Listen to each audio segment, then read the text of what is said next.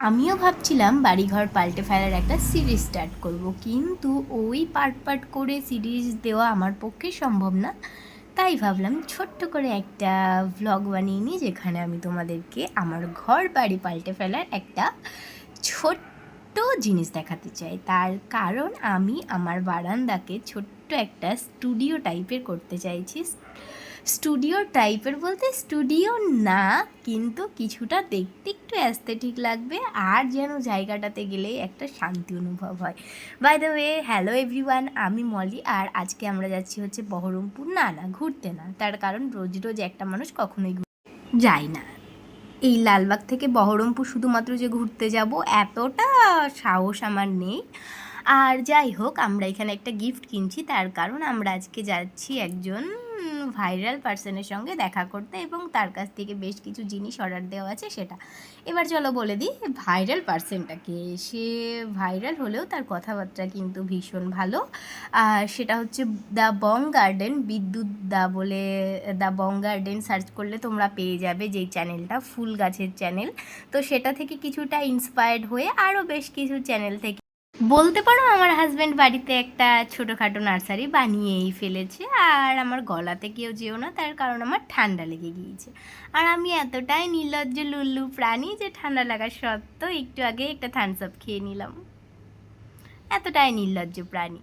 যাই হোক, এরপরও বেশ কিছু গাছ নেওয়ার পরেও তারপরেও মনে শান্তি না হয়ে আমরা আরও 2-3টে গাছ নিয়ে নিই, তার কারণ গাছ কিনে আমরা খুব শান্তি পাই। আমি না, আমার বর।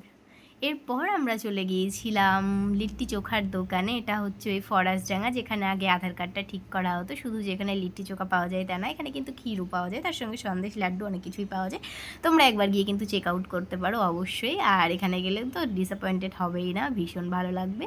আর এরপর আমরা খাবার দাবার ওখান থেকে খেয়ে নিয়েছিলাম। আর ওখানে কিন্তু অথেন্টিক স্টাইলে লিট্টি চোখা পাওয়া যায়, যেটা খেতে ভীষণ ভালো। আর আমরা তো বহরমপুর গেলে একবার না একবার ট্রাই করবোই, মাস্ট। আর আমিও তোমাদের সাজেস্ট করবো তোমরা একবার ট্রাই করো। আর এরপর ওই যে বললাম বাড়িঘর পাল্টে ফেলা সিরিজ স্টার্ট করব, তো সেই জন্যই গিয়েছিলাম হচ্ছে কসমো বাজার, যেটা হচ্ছে আস্তাবলের সামনে, যেখানে আমরা প্রায় যাই।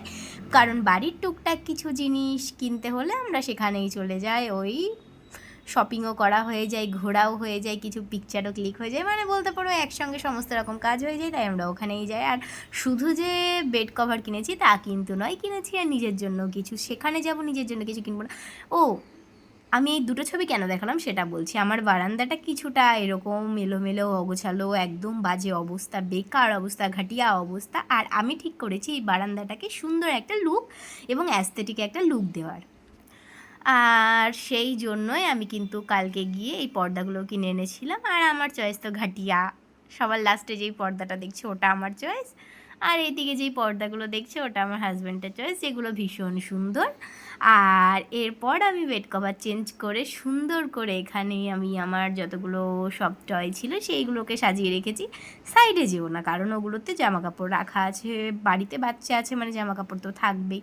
আর যেহেতু অ্যাকোরিয়ামটা আমাদের বারান্দায় রাখা, সেই কারণে কিন্তু অ্যাকোরিয়ামটাকে একটুখানি আলগা করেছি। আর এই হচ্ছে ফাইনাল লুক, যেটা দেখতে আমার ভীষণ ভালো লেগেছে। এবার আমি চেষ্টা করছি আরও কোনো কিছু ট্রাই করা যায় কিনা। তোমাদের কাছে কোনো আইডিয়া থাকলে দিতে পারো। বাই।